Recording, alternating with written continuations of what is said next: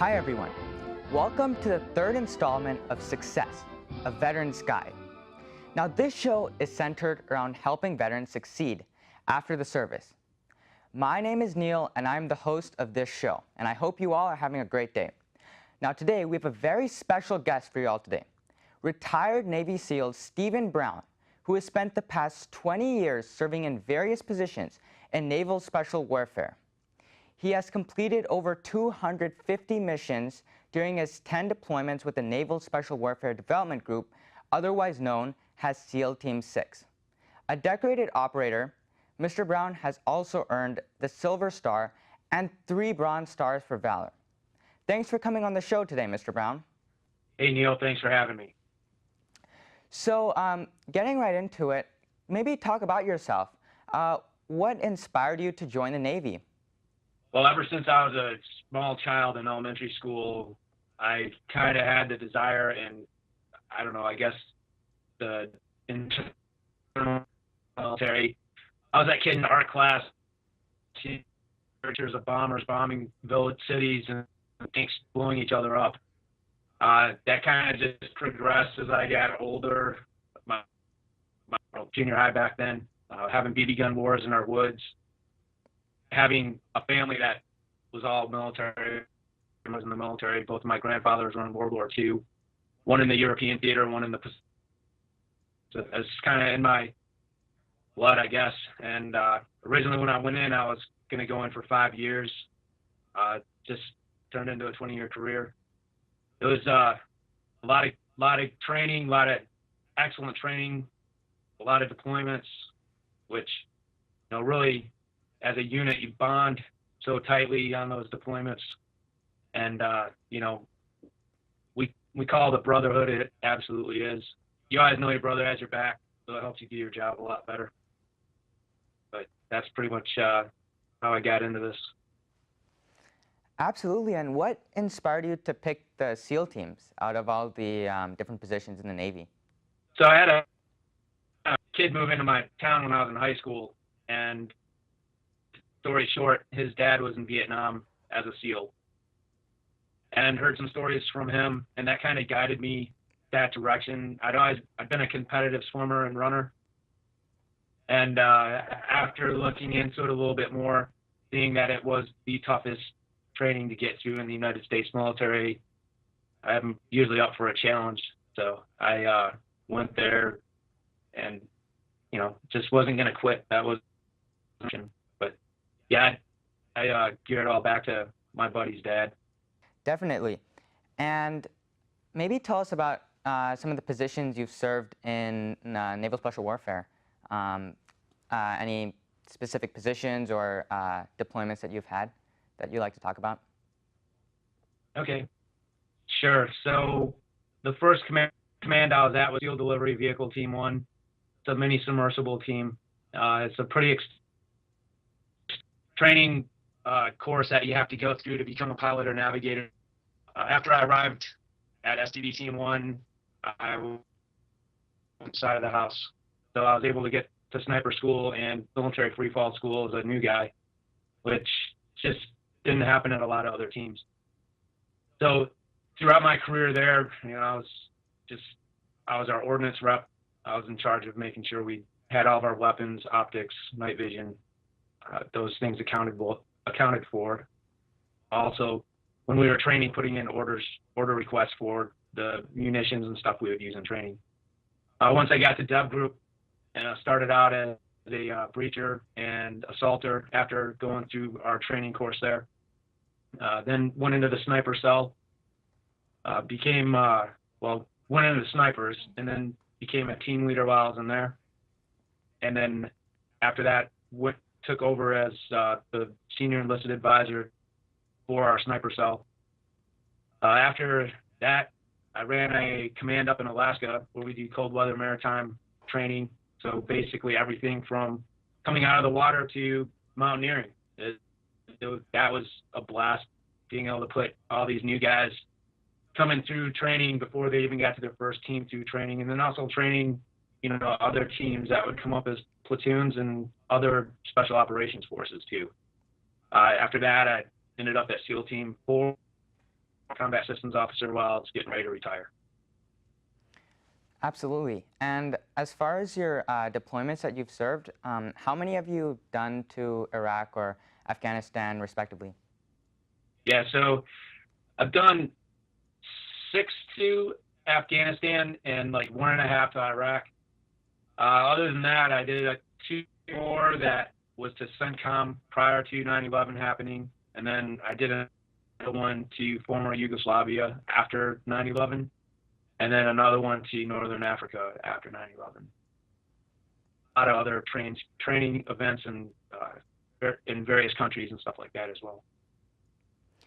Definitely. And you've obviously had a decorated career as a special operator, serving in these various positions. So what inspired you perhaps to begin that transition out of the Navy? Well, it was just time. Kind of, the deployments take a beating on you physically, mentally. I just kind of wanted to spend time with my wife and just, to start another career. I mean, there are some things that had I been able to do after my 20-year mark, I probably would have stayed in a little bit longer. That hand wasn't dealt to me, so I was just figured, it's time to turn the page. I have a supportive wife that's got a really good career herself, and so it was a pretty easy decision. Right. So you've had that journey now. You've completed that transition.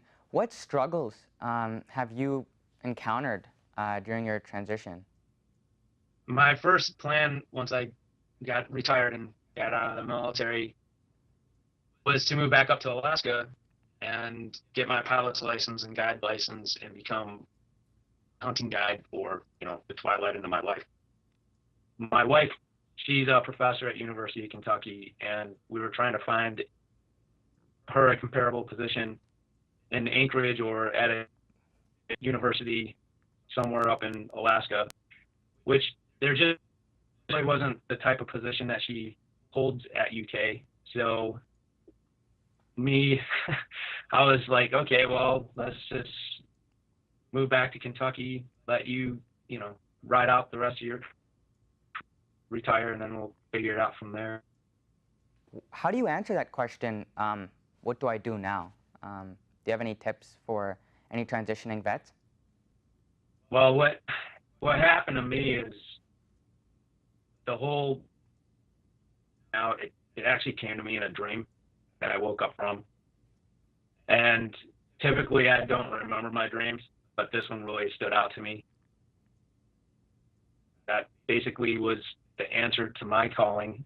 Most guys, though, especially team guys that do a 20-year career or a 20-plus-year career that do retire, they usually have a plan.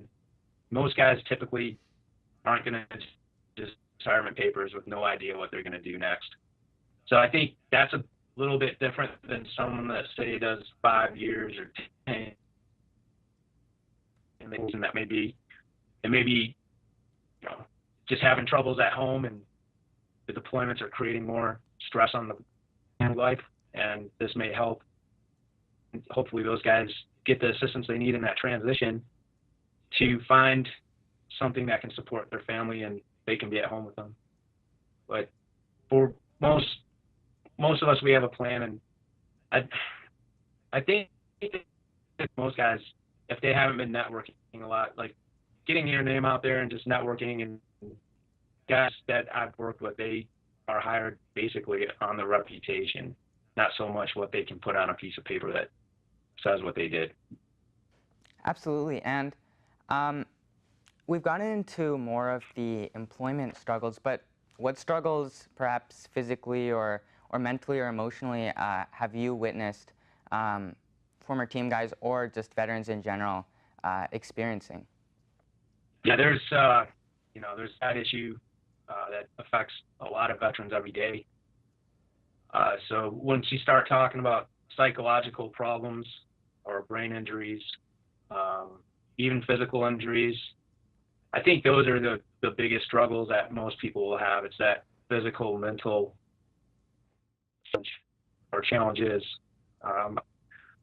that they face in whatever it is that they're trying to do. Because I mean, if you're trying to say be an accountant or be somebody that you got to use your brain all the time, and you have that traumatic brain injury where getting up in the morning is a struggle for a lot of, sometimes you don't sleep well, anxiety issues, being around other people, being around crowds, that kind of thing, it really has an effect on folks. Right. And what are your tips for perhaps dealing with post-traumatic stress? Okay, so for dealing with post-traumatic stress, like I spent a month at the Walter Reed Medical Center at the NICO clinic. And at that clinic, I was introduced to a lot of different modalities on how to help yourself if you're dealing with PTSD or if you have a traumatic brain injury. And so what I've done since retiring and moving to Kentucky, we bought a farm. We're out in nature. I've taken a lot of the modalities that I've learned, say like yoga. I go to yoga classes. I get acupuncture. Just, try to do a lot of self-help. Try to stay off the medications that the VA put guys on. It seems the ones that they had me on, it would really numb my brain pretty bad. And being out here working on our farm, using heavy equipment, and it's just, I just figured it'd be right. But being out here, just being in nature really, really helps with the post-traumatic stress side of it. And do you have any tips for the traumatic brain injury side, or more of the physical ailments that might come with it?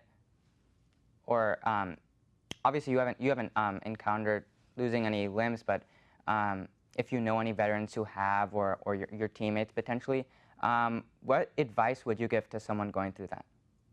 Sure, I'll hit the TBI part first. And really, it takes a lot of educating the people we live with, mainly because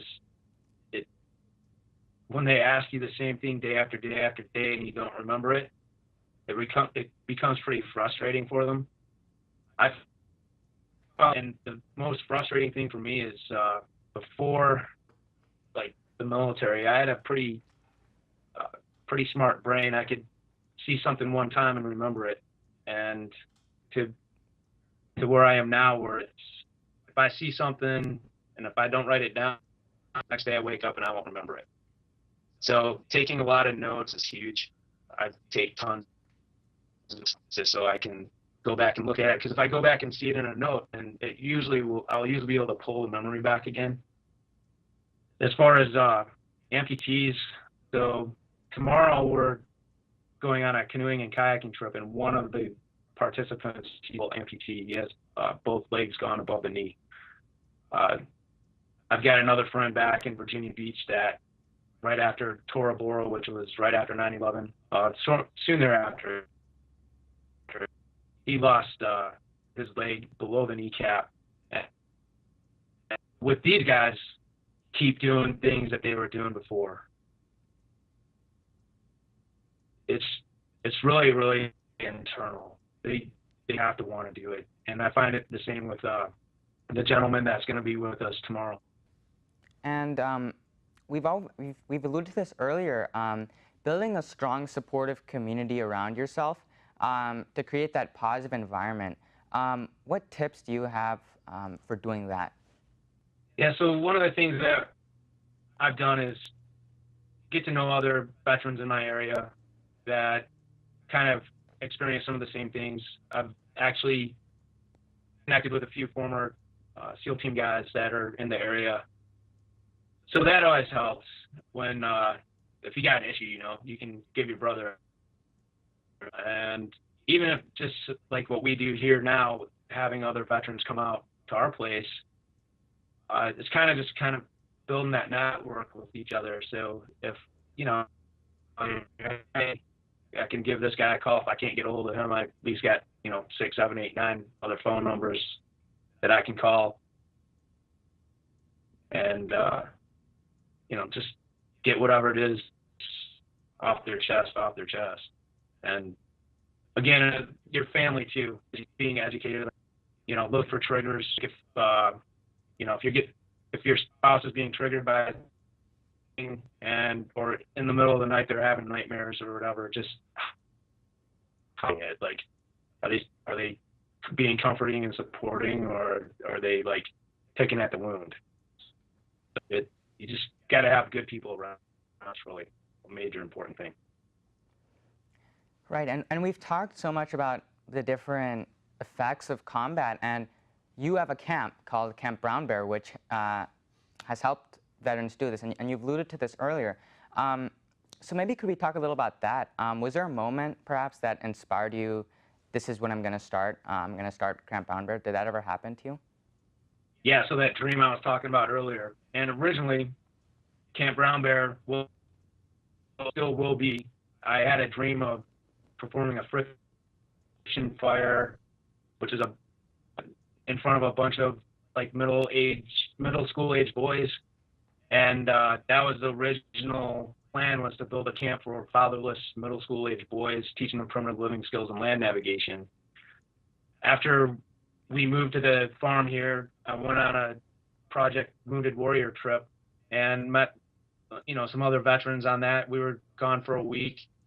They were all from this region, and after they found out what I was doing, a few have been helping with some projects, because at the time I was just cutting and clearing brush and stuff from a very overgrown, hardly used in the last couple of years, really old church camp.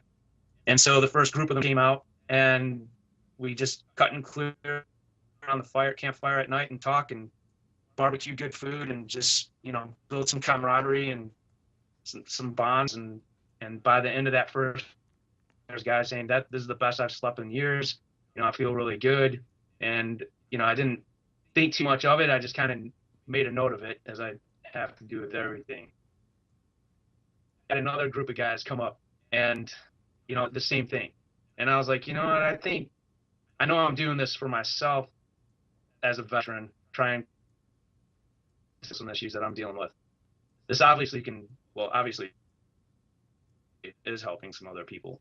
So as time, more and more veterans would come out to do projects, until this one guy, he showed up. This guy, he didn't say a word for 48 hours that he was here, and he was checked out. There was no light in his eye anymore.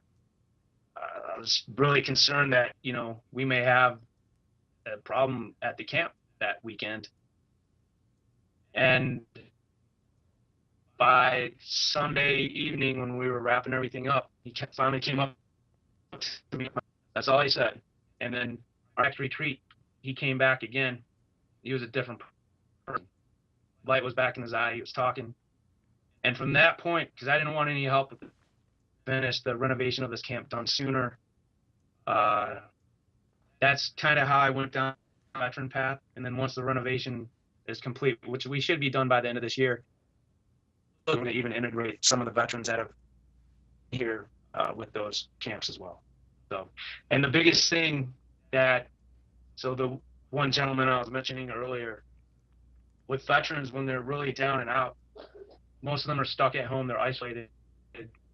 And with these guys that come here, they get a sense of purpose again, because now they are helping create this place to help children out. And to them, that's huge. And that's all it took. It's crazy.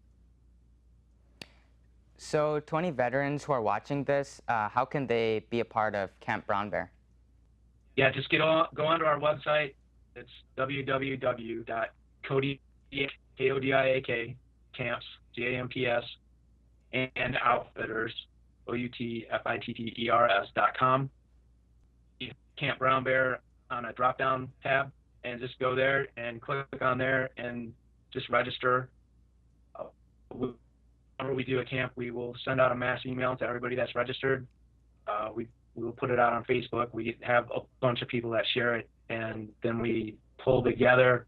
Right now, we'll have 10 veterans out here and put them through a host of modalities over the weekend. So today we did a trauma-based yoga that went into a guided meditation. We did that this afternoon, and then this morning we did a team building exercise. It's just really just getting back out in nature and getting in touch with yourself. And we're doing weekend camps right now while we're still battling them. We've done quite a few other modalities, acupuncture therapy and music therapy. Once we tweak those three into the rest of the items that we've introduced to guys, then we'll build out our week-long curriculum and then start having camps for the week.